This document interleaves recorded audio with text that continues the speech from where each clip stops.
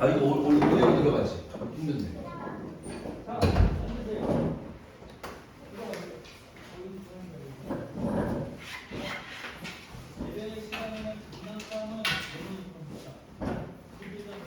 우리 전도사님이 이제 힘이 나겠네.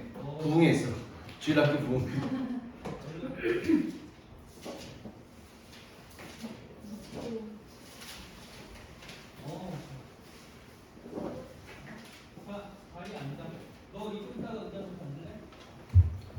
잠시 기도하겠습니다.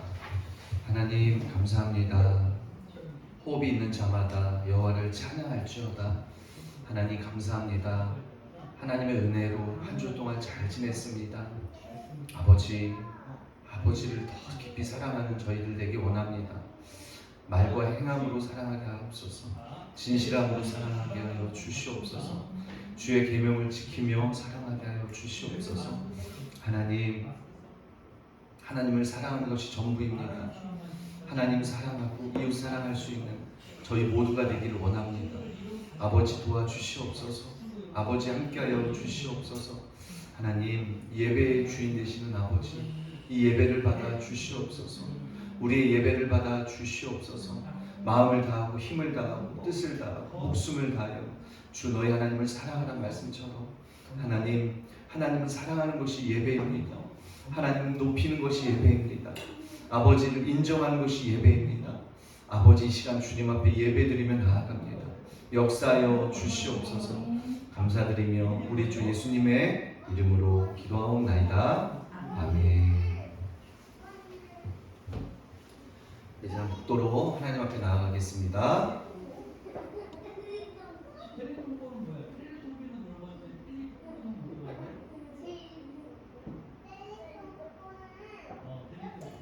찬송가 79장입니다. 찬송가 79장입니다.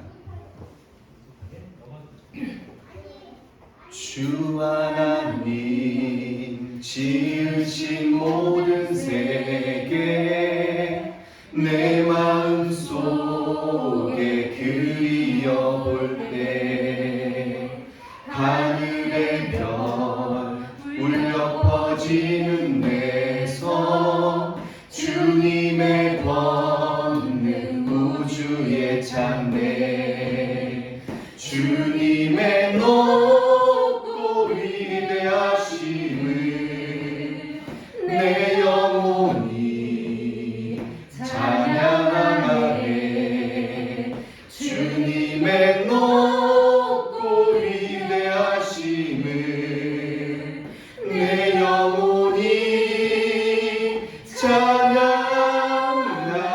찬양하네 숲속이나 험한 산골짜기에서 지저귀는 저새 소리들과 고요하게 흐르시는 물은 주님의 솜씨 노래하도다 주님의 높고 위대하심을 내 영혼이 찬양하네 주님의 높고 위대하심을 내 영혼이 찬양하네 주 하나님 독생자 아낌없이 우리를 위해 보내주셨네 십자가에 피 흘려 죽으신 주 내 모든 죄를 대속하셨네 주님의 높고 위대하심을 내 영혼이 찬양하네 주님의 높고 위대하심을 내 영혼이 영혼이 찬양하네. 내 주 예수 세상에 다시 올 때 저 천국으로 날 인도하리. 나경손이 엎드려 경배하며 영원히 주를 찬양하리라. 주님의 높고 위대하심을 내 영혼이 찬양하네. 주님의 높고 위대하심을 내 영혼이 찬양하네.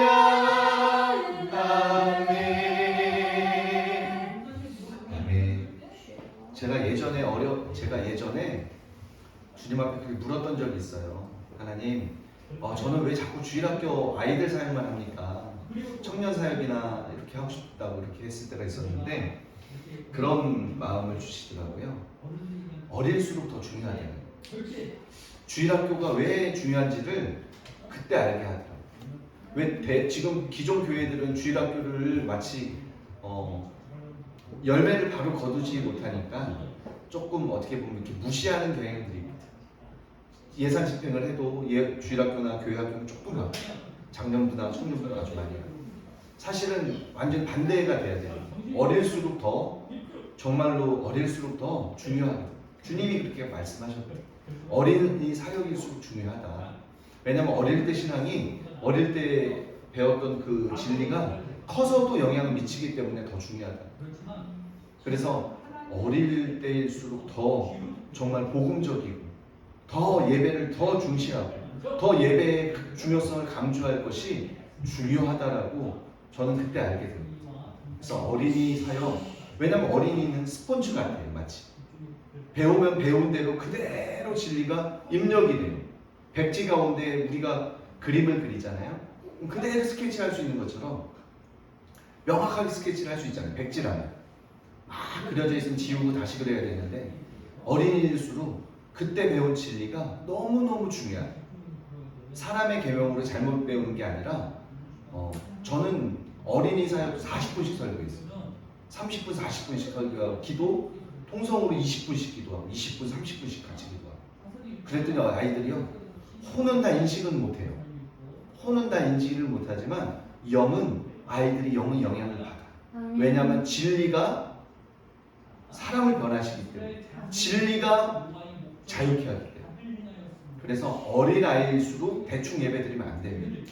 정말 더 엄격하게 그리고 더 중요하게 더 열심히 아주 열심히 준비를 해서 PPT를 띄우고 그림도 보여주면서 시청을 하면서도 중요하죠. 그래서 어린이 사역일수록 중요합니다. 잠깐 생각이 나서 91장 하겠습니다. 찬송가 91장 하겠습니다. 91장입니다. 슬픈 마음 있는 사람 예수 이름 믿으며 영원토록 변함없는 기쁜 마음 얻으리. 예수의 이름은 세상의 소망이요 예수의 이름은 전국의 기쁨일세. 거룩하신 주의 이름 너의 방패 삼으라. 환난 시험 당할 때에 주께 기도드려라. 예수의 이름은 세상의 소망이요 예수의 이름은 전국의 기쁨일세. 존귀하신 주의 이름 우리 기쁨되도다. 주의 품에 안길 때에 기뻐 찬송 드려라. 예수의 이름은 세상의 소망이요. 예수의 이름은 천국의 기쁨일세. 우리 갈 길 나간 후에 보좌 앞에 나아가 왕의 왕께 경배하며 면류관을 드리리. 예수의 이름은 세상의 소망이요. 예수의 이름은 천국의 기쁨일세. 아멘. 여러분, 예수 믿는 저와 여러분에게는 향기가 나는 거 아세요? 예수님의 향기가 나요. 예수님을 믿으라고 이야기하지 않아도 저와 여러분이 예수님을 진짜 사랑하잖아요. 그럼 이 안에 향기가 나요. 저는 문득 직장에서 열심히 일하는 사람을 봐요. 내일처럼 일하는 사람들이 있어요. 그러면 어떤 느낌이 나요? 아, 저 사람 정말 예수님 믿는 분이구나. 그런 느낌이 나요. 여러분, 예수 믿는 사람들에게는요 향기가 있습니다. 예수님의 이름은요 이 세상의 소망이 돼요. 이 세상의 소망이 됩니다. 이 세상은 절망 가운데 있을지라도 예수님의 이름은요 소망을, 사람의 소망을 줍니다. 아멘. 아멘. 제가 예전에 그 순복음교회에서 전도사로 사역할 때구나, 원정동에서 사역할 때 그 같이 이제 사역했던 목사님이 왜 김전도사님은 왜 이렇게 그냥 아이들 데리고 왜 이렇게 심각한 얘기를 하냐고 그냥 재밌게 적당히 해주되는 거예요. 저는 용납이 안 되는 거예요. 왜냐하면 애들일수록 하나님이 얼마나 중요하게 보는데 어떻게 적당히 설교를 해요. 전 그럴 수가 없다고. 처음에 갔는데 애들이 가가니 막 예배 시간에 발이 이렇게 올려놓지 않나 야단을 쳤어야 돼요. 저는 예배만큼은 중요하게 봅니다. 왜냐면 예배 때 배우는 그 태도가 결국에 그대로 가요. 예배 때 정말 저는 야단치거든요. 그 외에는 아무리 뛰어놀아도 야단 안 쳐요. 근데 예배 시간만큼은 정말 야단치거든요. 왜냐면 이건 사람 앞에 드리는 게 아니라 하나님 앞에 예배를 드리는 거예요. 그래서 막 그랬더니 같이 일하는 그 목사님, 왜 김 전도사님은 뭐 애들 데리고 그렇게 뭐 심각하게 하니 적당히 해주라는 거예요. 저는 용납해요. 여러분, 사실은 애들 사역일수록 가장 우수하고 뛰어난 사역자가 아이들을 맡아요. 주일학교 사역, 이 영유아부 사역은요 가장 뛰어난 목회자들이 맡아야 돼요. 그 영혼. 왜냐면 나의 영혼인 것처럼 하나님 앞에서 하는 거거든요. 나의 영혼인 것처럼 이 아이들 앞에서 하나님 앞에 이렇게 아이들을 마치 제사장처럼 아이들 앞에 하나님 앞에 이렇게 아이들을 드리는 거기 때문에 그랬던 거 생각이 납니다. 우리 전도사님이 아이들에 대한 열정이 굉장히 많아요. 네, 특별히 많습니다. 제가 그걸 알거든요. 아이들에 대해서 어떤 마음을 가지고 사역하는지를 알기 때문에 정말 안심이 돼요.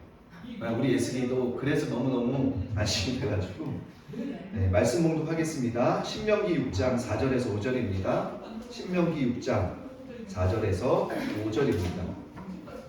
신명기 6장 4절에서 5절입니다. 신명기 6장 4절에서 5절 말씀입니다. 그리고 마가복음 12장 30절 말씀입니다. 신명기 6장 4절에서 5절 제가 한 절 여러분이 한 절 같이 봉독하겠습니다.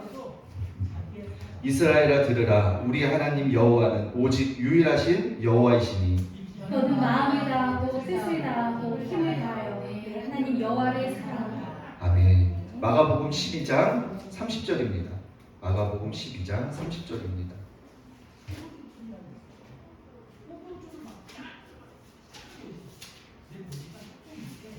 마가복음 12장 30절입니다. 같이 우리 한 목소리 읽겠습니다. 내 마음을 다하고 목숨을 다하고 뜻을 다하고 힘을 다하여 주 너의 하나님을 사랑하라 하신 것이요. 아멘. 저는 오늘 이 본문 말씀이 마가복음 10장 30절 말씀이 우리 인생에서 가장 중요한 말씀이라고 생각합니다. 마음을 다하고 뜻을 다하고 목숨을 다하고 힘을 다하여 주 너의 하나님을 사랑하라. 사랑하는 여러분, 하나님 사랑하면요 이웃은 당연히 사랑하게 되어 있습니다. 근데 문제는 뭐예요? 하나님을 사랑하지 않기 때문에 이웃도 사랑하지 않는 거예요. 사실은 하나님을 사랑하면 이웃을 사랑할 수밖에 없습니다.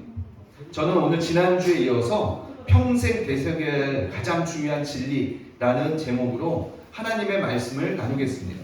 오늘은 세 번째 시간으로 주 너의 하나님을 뜻을 다하여 사랑하라.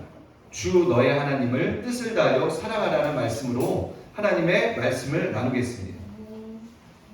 지난 시간에는 목숨을 다해 하나님을 사랑하라는 말씀에 대하여 우리가 알아보았습니다. 오늘은 뜻을 다하여 하나님을 사랑하라는 이 명령의 의미를 세 가지 단계로 살펴보겠습니다. 뜻을 다하여 하나님을 사랑하라는 이 명령을 세 가지 단계로 하나님의 말씀을 살펴보겠습니다. 첫 번째는요, 기도만 하지 말고 진리를 사랑하고 말씀을 사모하라는 것입니다. 기도만 한다고 되는 것이 아니죠.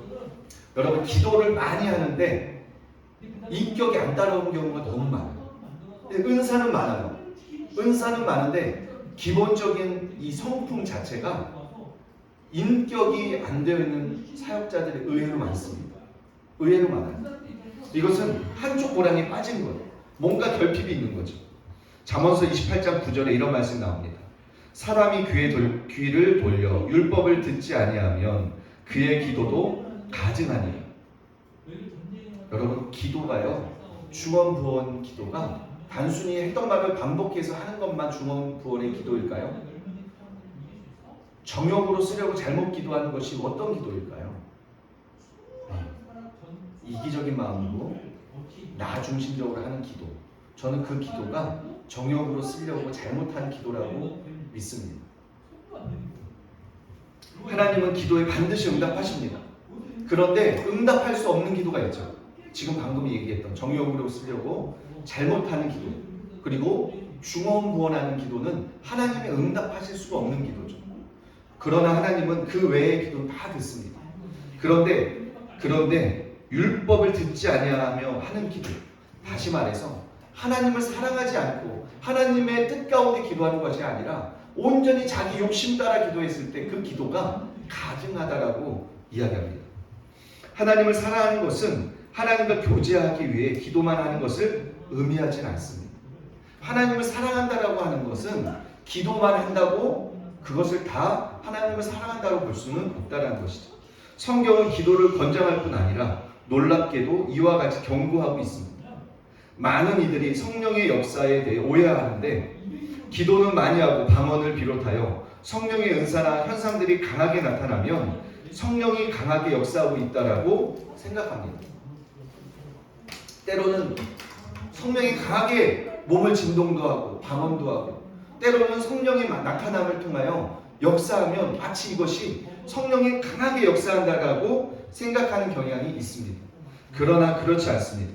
그곳에 진리가 역사하고 있지 않다면 그것은 거품에 지나지 않습니다. 진리 가운데 성령님은 거하십니다. 왜요? 성령님을 다른 영어로 어떻게 불러요? 진리의 영이라고 부릅니다. 근데 진리가 거하지 않고 어떤 현상들만 요란하게 나타난다? 이것은 성령의 강한 역사라고 보기는 어렵습니다. 요한복음 8장 47절 이런 말씀 나옵니다. 하나님께 속한 자는 하나님의 말씀을 듣나니 너희가 듣지 아니함은 하나님께 속하지 아니하였음이로다.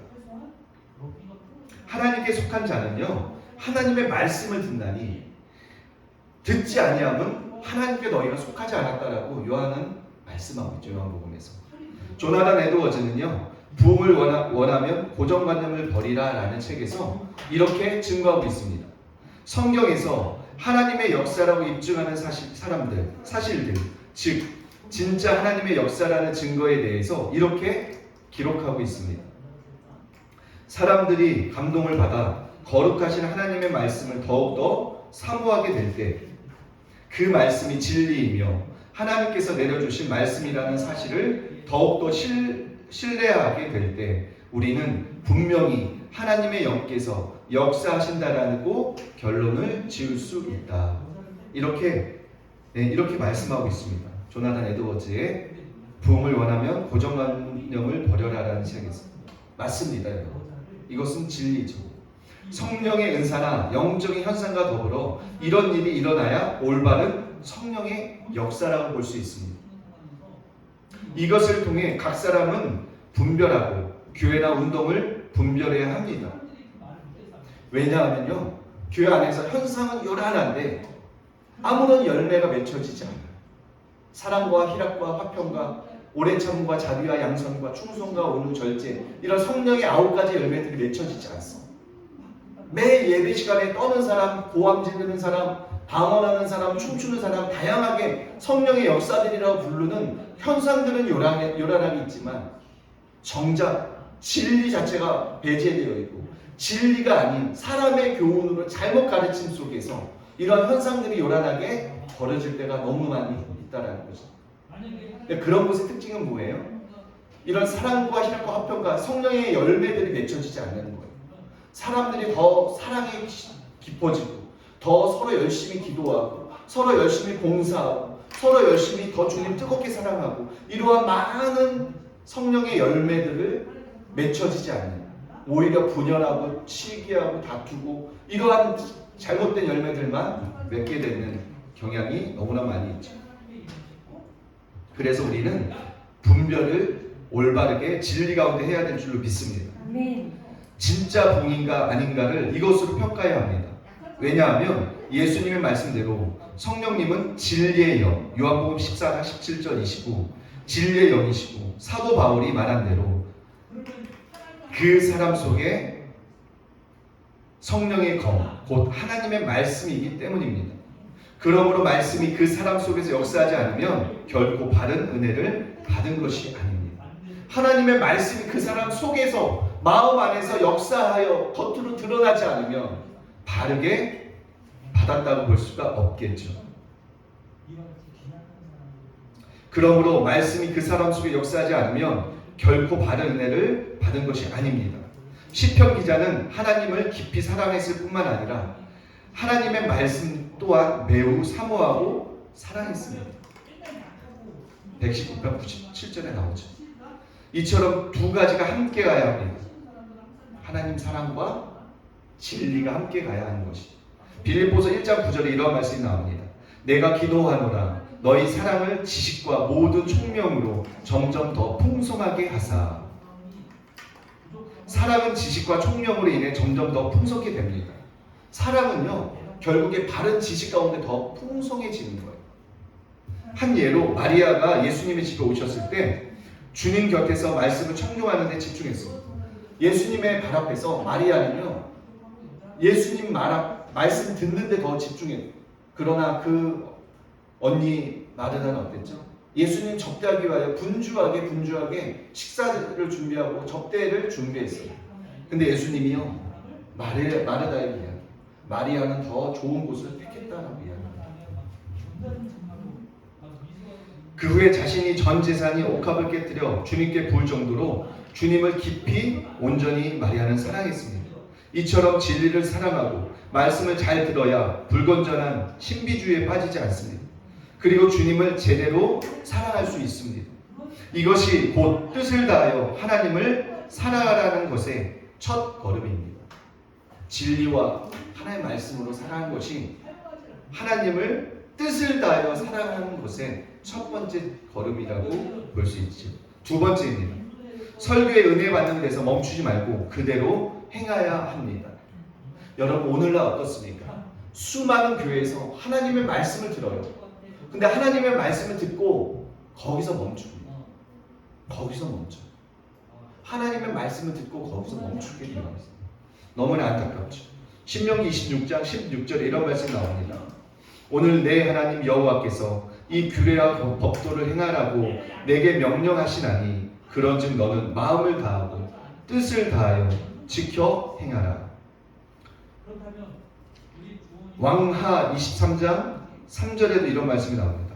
왕이 단 위에 서서 여호와 앞에서 언약을 세우되 마음을 다하여 뜻을 다하여 여호와께 순종하고 그의 계명과 법도와 율례를 지켜 이 책에 기록된 이 언약의 말씀을 이롭게 하시리라 하매. 여러분, 이 두 손고에서 가장 중요한 게 뭐예요? 뜻을 다하여 지켜 행하라. 그리고 여호와께 순종하고 그의 계명과 법도를 율례를 지켜. 여러분, 설교를 듣고 은혜 받는 데서 그치지 마십시오. 그 설교 들었다면, 은혜 받았다면 내 삶에서 적용하고 실천하는 단계로 분명히 나아가는 저와 여러분이 되시기를 예수님의 이름으로 축원합니다. 이 두 구절에서 뜻을 다하여 라는 말씀은 순종하는 것과 관련이 있습니다. 뜻을 다하여. 이처럼 뜻을 다하여 하나님을 사랑하라는 것은 하나님의 말씀에 순종하라는 것입니다.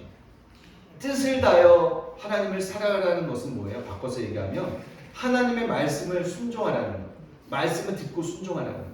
여러분, 흔히들 그러지 않나요? 자녀 기르는 우리 부모님들은 알 거예요. 우리 딸에게, 아들에게 무엇을 요구하잖아요. 근데 아들과 딸이 들었어요, 분명히. 근데 아빠 말을 안 들어. 그럼 어떨까요? 왜 말 안 들어? 이렇게 표현하잖아요. 하나님도 그렇다. 하나님의 말씀 들었으면 듣는 데서 그치는 게 아니라 순종할 때 하나님은 너가 들었다라고 이야기합니다. 그러면 얼마나 많은 교회에서 하나님의 말씀 귀로는 듣지만 하나님의 말씀 듣지 않는 경우가 얼마나 많이 있습니다. 여러분, 하나님의 말씀을 설교로 듣기만 듣고 순종하지 않아 자신을 속이는 자가 되지 않게 되기를 예수님의 이름으로 축원합니다.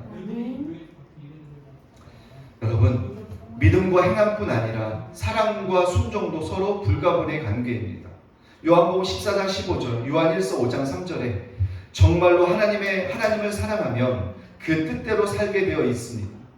그러므로 하나님의 말씀대로 살지 않고 있다면 진심으로 하나님을 사랑하고 있는 것이 아닙니다. 하나님의 말씀에 순종하지 않는다면 진짜 하나님을 사랑한다라고 볼 수가 없겠죠. 감정적으로 사랑하는 것을 사랑한다고 보진 않아요. 왜냐하면 너희는 뜻을 다하고 사랑하라. 여기서 뜻을 다하여 사랑한다는 뭐가 포함이 되어 있나요? 의지가 그 안에 포함이 되어 있는 거예요.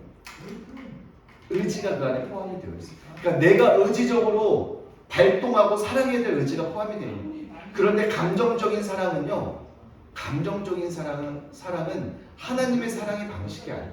하나님은 우리를 어떻게 사랑합니까? 아가페로 사랑해요. 언어 사랑. 근데 이 세상의 사랑은 어떤 사랑이에요? 필레오 사랑, 에로스 사랑, 남녀 간의 사랑. 다 하나님의 사랑하고 거리가 먼 사랑입니다. 그러나 우리는 그것도 사랑이라고 부를 수 있겠죠. 근데 그 사랑은 어떤 사랑이에요? 감정적인 사랑. 감정적인 교감을 이루는 사랑. 하나님의 무조건적인 사랑이 아닙니다. 그래서 남편들에게 뭐라고 이야기해요? 예수님이요? 아내 사랑하기를 예수님 사랑하듯 아내를 사랑하라고 이야기해요. 무조건적인 아내를 사랑하라는 거예요. 그래, 아내들에게 뭐라고 요구해요? 아내들아 남편에게 복종하기를 그리스도에게 복종하듯 하라고 해요. 사라가 아브라함에게 주라고 불렀습니다. 거기서 주는요, 예수님을 부를 때 그 주인하고 원어상의 의미가 같아요. 하나님이 아내들에게 복종하기를 그렇게 복종하라고 이야기합니다. 하나님의 사랑은 인간들의 사랑하고 다르기 때문에 그래요. 그래서 하나님을 사랑한다고 하면서 진짜 하나님의 말씀대로 순종하지 않는다면 우리는 하나님을 진짜 사랑했다고 볼 수가 없겠죠. 요한 1, 2, 3서 요한복음에 잘 나와 있습니다. 내 계명을 지키는 자라야 나를 사랑하는 자다. 여기서 말하는 계명, 하나님의 말씀을, 하나님의 명령을 지키는 자라야 나를 사랑하는 자니, 나를 사랑하는 자는 내 아버지께 사랑받을 것이요 나도 그를 사랑하여 그에게 나를 나타내리라. 하나님의 말씀을 지켜야 될 이유가 너무너무 명확합니다. 왜요? 하나님을 사랑해야 우리가 이웃을 사랑할 수 있어요. 하나님을 사랑해야 내 이기심이 그만큼 줄어듭니다. 사람은 누구나 자기중심적이에요. 얼마나 사람이 이기적인지 몰라요. 그런데 하나님을 진짜 사랑하기 시작할 때 비로소 우리의 이기심이 점점 빠져갑니다. 우리의 육신의 정욕, 안목의 정욕, 이생의 자랑이 하나님을 사랑해야만 극복할 수 있는 과제예요. 너희가 하나님과 재물을 겸하여 섬길 수 없다라고 해요. 하나님과 재물을 겸하여 사랑할 수 없다라고 이야기합니다. 여러분, 하나님을 사랑해야 육신의 정욕, 안목의 정욕, 이생의 자랑을 이길 수 있는 힘이 거기서 나옵니다. 우리가 어떻게 죄를 이겨요? 하나님 사랑하지 않고 죄를 이기려고 한번 싸워보세요. 절대 이길 수 없어요. 오호라 나는 곤고한 자다. 누가 나의 이 사망의 몸에서 나를 건져낼까? 탄식했던 사도 다윗처럼. 여러분, 하나님을 사랑해야 우리가 이 땅에서 오는 육신의 정욕, 안목의 정욕, 이생의 자랑을 우리의 죄의 육신의 소욕들을 이겨갈 수 있는 힘이 거기서 나오게 되는 거예요. 하나님 사랑하지 않고는 절대로 우리 힘으로 이길 수가 없습니다. 그래서 저와 여러분은요, 성령님을 더 의지해야 돼요. 주님 도와달라. 내가 주님 사랑할 수 있도록, 내가 의지로만 사랑하는 것이 아니라 정말 온 힘을 다하고 목숨을 다하고 뜻을 다하고 힘을 다하여 우리 아버지를 사랑할 수 있도록 도와주세요. 그때 성령님 어떻게 도와주세요? 성령님이 하나님이 누구인지를 알려주세요. 하나님의 사랑이 어떤지를 우리에게 보여주시고, 하나님의 사랑이 어떤지를 우리에게 경험할 수 있는 은혜를 주시고. 여러분, 하나님의 사랑을 경험해 보셨죠? 하나님의 사랑을 경험하실 때 우리가 딱 오는 마음이 어떻습니까? 물론 사람마다 경험의 차이는 다 다를 수 있습니다. 저는 하나님의 사랑을 경험했을 때 어떤 느낌이냐면, 이거를 사람의 언어로 표현을 할 수가 없는 정도로 신비롭고 너무너무 좋은, 그 순간에 너무너무 기쁘고 행복하고, 마치 내가 내일 죽는다고 해도 죽음도 잊을 정도로 너무너무 그 순간이 좋은 거예요. 아, 이게 사랑이구나. 아, 내가 그렇게 사랑받는 자구나. 여러분, 하나님의 사랑을 진짜 경험하셔야 합니다.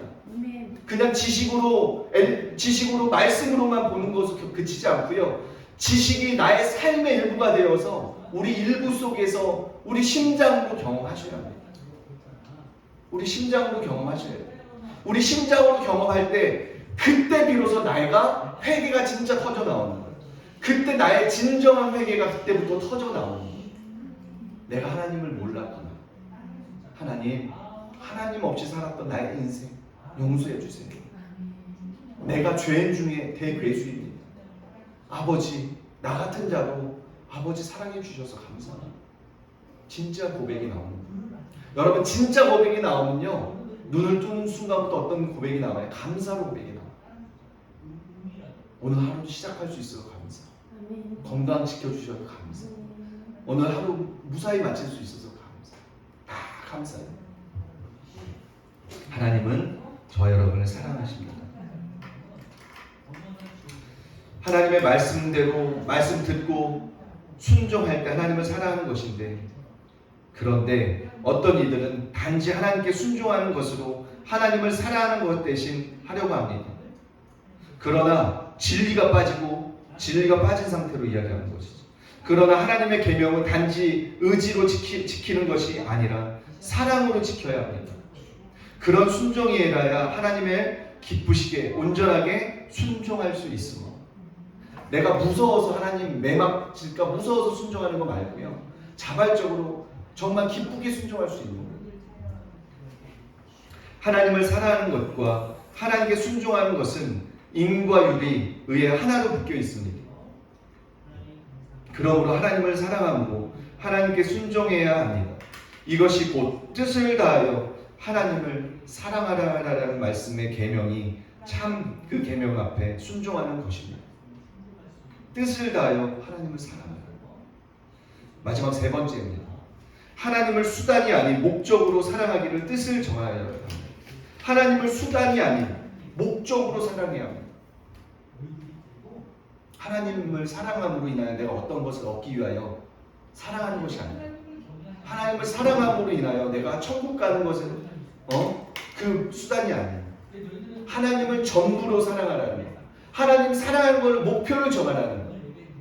하나님 때문에 내가 이거를 무엇을 하는 것보다 하나님 사랑하는 것의 목표를 정하라는 거예요. 뜻을 정하라는 거예요. 시편 24편 3절에 6절 이런 말씀이 나옵니다. 여호와의 산에 오를 자가 누구며 그의 거룩한 곳에 설 자가 누구인가? 곧 손이 깨끗하며 마음이 청결하며 뜻을 허탄한 데 두지 아니하며 거짓 맹세하지 아니하는 자로다.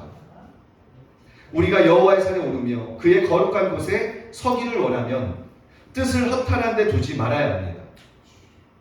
오직 하나님께 우리의 뜻을 두어야 합니다. 우리의 뜻을 하나님께만 두어야 하는 거예요.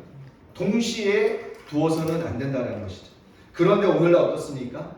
대부분의 성도님들이요, 교회 나와서 하나님을 섬긴다고 하면서 찬양도 하고 하나님 앞에 기도도 하면서 한 발은 세상을 걸쳐 있어요. 한 발은 세상에, 한 발은 교회에 걸쳐 있어요. 그리고 적당히 하면서 찬양하면서 예배드리면서 나의 세상적인 만족도 얻어가는 그러한 성도들이 얼마나 많이 있습니까? 이거를 어떻게 표현하냐면 이것을 인본주의적 신앙생활이라고 볼 수 있죠. 여러분, 인본주의적 신앙생활은 우상숭배입니다. 여러분, 우리 물이 몇 도에 끓죠? 100도가 돼야 끓어요. 99.9도에도 끓지 않습니다. 달아야 되잖아요. 100도가 돼야 비로소 물이 끓기 시작합니다. 하나님은 저와 여러분을 순금을 원하십니다. 99.9%, 100%를 원하세요. 100%의 순종을 원하십니다.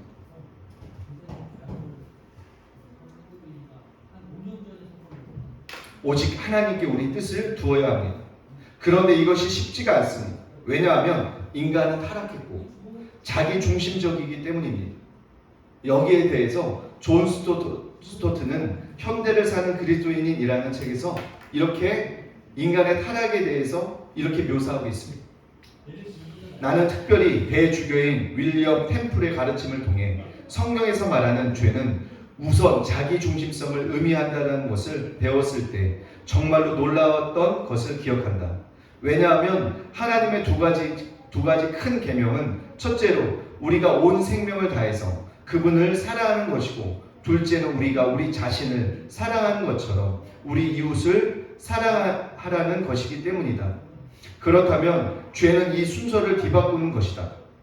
그것은 우리 자신을 첫 번째로 놓고는 사실상 우리 자신의 자율성을 선포하며 우리에게 별 지장이 없다면 우리의 이웃을 그 다음으로 오며 그리고 하나님을 눈에 띄지 않는 뒷부분의 어딘가에 놓아둡니다.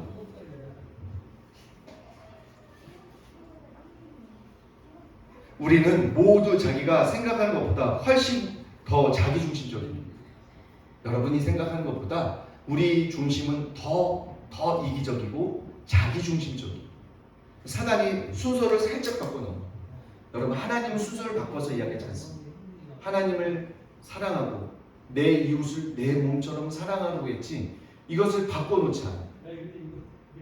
근데 이웃사랑은 많이 실천해요. 봉사도 하고 섬김도 하는데 정작 가장 중요한 본질, 하나님 사랑하지 않는 반쪽짜리 진리를 전하고 있는 교회와 수많은 성도들이 있다는 거예요. 전도는 열심히 해요. 근데 정작 자기 가족을 돌보지 않는 경우가 얼마나 많이 있습니다. 예전에 목사님들이 얼마나 성도들은 많이 돌봤나요? 얼마나 교회에서 헌신했나요? 그러나 정작 자기 가족을 돌보지 않는 목회자들이 얼마나 많이 있나요? 저는 예전에 여의도 순복음교회 다닐 때 조영기 목사님이 그런 고백을 들었던 기억이 납니다. 자기는 실패한 목회자예요. 대외적으로 교회에서 성공했다라고 불리우겠지만 가정에서 자녀들을 잘 돌보지 못했던 자기 과오를 반성하는 의미에서 이야기했던 이야기를 들었습니다. 여러분, 우선순위가 분명히 합니다. 분명히 해야 돼요. 하나님 사랑 그리고 이웃 사랑. 교회도 마찬가지입니다.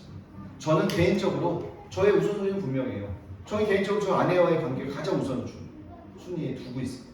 그리고 내 자녀와의 관계, 그리고 내가 목회하는 이 목회입니다. 전 목회가 가장 우선순위가 아니에요. 왜냐하면 아내와 저는 하나님의 한 몸으로 부르거든요. 결혼한 이후에는요, 한 몸인 거예요. 그래서 부부싸움 하면 저는 목회가 안 돼요. 부부싸움은 기도가 안 나와요. 아무것도 못해요. 왜 그러냐면 그게 성경적인 원리예요. 하나님이 서로를 하나로 불렀기 때문에. 그러니까 내가 아내를 구박하면 사실은 나를 구박하는 거랑 다름이 없는 거죠. 그래서 누워서 침 뱉기라는 우리 왜 그런 말이 있는 것처럼 여러분, 하나님 사랑 이웃 사랑이지 절대로 이웃 사랑 하나님 사랑이 아닙니다. 근데 사단은 이것을 꼬아놨지, 바꿔놨지. 교회는 가도 돼. 괜찮아, 교회 가. 그러나 기도는 하지 마. 교회 가도 돼. 기도도 해도 돼. 그러나 찬양은 하지 마. 마치 이것처럼 사단은 순서를 뒤바꿔버려요. 진리를 가장해서 사단은 다가오죠. 광명한 천사처럼 우리 인생에 다가옵니다. 그래서 우리 인생에서 살짝 하나의 말씀을 살짝 꼬아서 이야기하죠. 괜찮아. 하나님은 우리에게 자유의지를 주었어. 조금 쉬어도 돼. 조금 더 누워있다가 기도하자. 조금 더 쉬어. 마치 이렇게 달콤하게 우리를 유혹하는 거죠. 여러분, 우리가 하나님 사랑에 목숨을 거는 저와 여러분이 되시기를 예수님의 이름으로 축원합니다. 하나님을 목적으로 추구해야 하는데 자기가 원하는 것을 얻기 위한 수단으로 추구할 수 있다는 말입니다. 실제로 많은 사람들이 그렇게 합니다. 그런데 하나님의 사람 모세는 그렇게 하지 않았어요. 출애굽기 33장 1절에 3절, 15절에 18절 이런 말씀 나옵니다.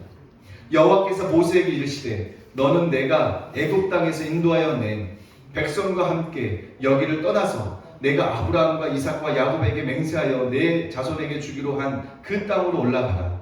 내가 너희를 젖과 꿀이 흐르는 땅으로 인도하게 하려니와 모세가 여호와께 아뢰되 주께서 친히 가지 아니하시려거든 우리를 이곳에 올려 보내지 마옵소서. 여호와께서 모세에게 이르시되 내가 말하는 이 일도 내가 하리니 너는 내 목전에서 은총을 입었고 내 이름으로 너를 알미니라. 모세가 이르되 원하건대 주의 영광을 내게 보이소서. 하나님이 패역한 이스라엘 백성을 다 진멸하겠다고, 그리고 내가 모세 너를 통하여 다시 새로운 민족을 건설하겠다라고 하나님이 모세에게 이야기했을 때 모세는 하나님 이 패역한 백성들을 용서해달라고 중요한 목숨을 건 중보기도가 나오죠. 그러면서 하는 이야기, 그 뒷부분에 하나님 이 백성들과 함께 가달라. 그랬더니 하나님이 아니라 내가 천사를 보내겠다 했을 때 모세는 그것도 거절합니다. 하나님이 친히 가주지 않으면 나도 가지 않겠다. 여러분, 하나님을 사랑하는 저와 여러분이 되시기를, 우리 모세처럼 하나님을 사랑하는 저와 여러분이 되시기를 예수님의 이름으로 축원합니다. 이제 말씀을 정리하겠습니다. 여러분, 하나님을 수단이 아닌 하나님을 전부로 사랑하는 저와 여러분이 되시기를 예수님의 이름으로 축원합니다. 여러분, 목회가 뭘까요? 저는 사역이 이렇게 돼야 된다 믿습니다. 하나님과 뜨겁게 사랑해서 하나님의 마음을 알기에 하나님이 사랑하는 백성들을 위하여 대신 가줄 수 없겠니? 그 음성을 듣고 가서 복음을 전하고 손을 얹어 기도하고 말씀을 전하고 빵을 주고, 이것이 사역이 아니라 사역이 되어야 되지 않을까 생각합니다. 그런데 이게 바뀌어버리면 나중에 변질되거나 자기 왕국을 꿈꾸게 되지 않을까 정말 심히 두렵습니다. 그래서 목회자의 가장 중요한 부르심을 확인하는 방법 중에 하나가 뭐예요? 하나님, 내가 진짜 주님을 사랑하고 있는지, 그리고 주님과 내가 한 마음으로 교제하고 있는지, 이것이 가장 중요한 확인해야 될 부분이 아닐까 생각합니다. 정말 하나님 사랑해서 내가 그 동기로 내가 목회를 하고 싶은지,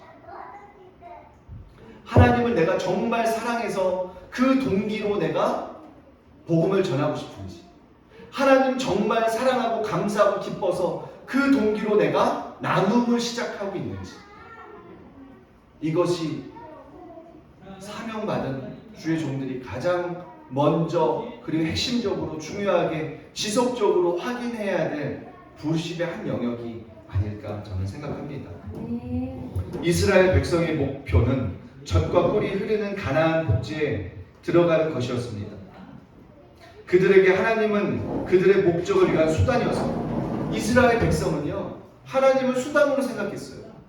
그래서 하나님이 약속한 가나안 땅으로 들어가는 것이 그들의 목적이 되었던 거예요. 그러니까 가다가 어때요? 조금만 힘들고 조금만 고난이 오고 어려움이 닥쳤을 때 계속해서 그 백성들이 하나님을 원망하고 불평하고 계속해서 반역하는 행동들을 계속해서 하게 되죠. 이와 달리 하나님의 사람 모세는 모세의 목표는 하나님 자신이었습니다. 모세의 목표는 하나님 자신이었습니다. 다윗의 목표도 하나님 자신이었죠.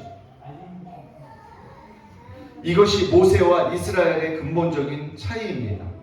이것은 떡을 위해 예수님을 찾았던 무리들과 제자들의 차이이기도 합니다. 수많은 사람들이 예수님을 쫓아다녔어요. 근데 예수님을 쫓아다니는 이유가 뭐예요? 병 낫기를 위하여, 빵을 얻기 위하여, 기적을 보기 위하여. 예수님을 따라다녔던 그 중요한 목적이 다른 게 아니었어요. 그들은 병 낫기 위하여, 자기의 피로를 얻기 위하여 예수님을 따랐던 거예요. 그랬던 그 군중이요, 빌라도의 법정에서 돌변하잖아요. 예수님 십자가에 못 박아라 분노하며 돌변하잖아요. 자기들이 원했던 그것을 충족하지 못했던 그 에너지가 분노로 변해요. 쏟아내잖아요. 근데 제자들은 안 그랬죠. 제자들은 그러지 않았어요. 여러분은 이 둘 중에 어느 그룹에 속해 있습니까? 혹 후자에 속해 있다면 지금 당장 예수님을 사랑하되 수단이 아닌 목적으로 하나님을 사랑하기로 결단하시기를 예수님의 이름으로 축원합니다. 그리고 참으로 그렇게 사랑할 수 있는 하나님의 은혜를 구하시기를 예수님의 이름으로 축원합니다. 그래서 진실로 하나님의 목적을 추구하는 저와 여러분이 되시기를 예수님의 이름으로 축원합니다. 하나님을 수단이 아닌 전부로 목적으로 삼고 하나님 사랑하는 거에 목적을 삼고 내가 오늘도 주님 사랑하기 위하여 살아간다면 우리의 삶이 신앙이고 우리의 길이 주의 길이 되지 않을까 저는 개인적으로 생각합니다. 여러분의 삶의 목적을 예수님 사랑하기 위해 보십시오. 그럼 여러분의 살아가는 모든 게 역사가 되고 살아가는 모든 것이 주의 길이 되며 살아가는 모든 일이 주님의 일이 되지 않을까 생각합니다. 그것이 주의 일이 되지 않을까 생각합니다. 저와 여러분 이제 결단합시다. 우리가 내일 살아가는 이유의 목적은 빵을 위해서가 아니라 행복을 위해서가 아니라 예수님 사랑하기 위하여 살아가는 목적을 삼고 결단한다면 조금 우리가 부족하고 실수한다 할지라도 주님이 성령님으로 하여금 여러분을 깨닫게 하시고 진리를 생각나게 하시며 진리 속에 주님을 사랑할 수 있는 힘을 주시는, 그래서 궁극적으로 어제보다 내가 내일 더 거룩해지고 내일보다 더 모레 더 거룩해질 수 있는 저와 여러분이 되시기를 예수님의 이름을 축원하며 저는 그렇게 믿습니다. 우리 시간 기도했으면 좋겠습니다. 기도하기를 원합니다.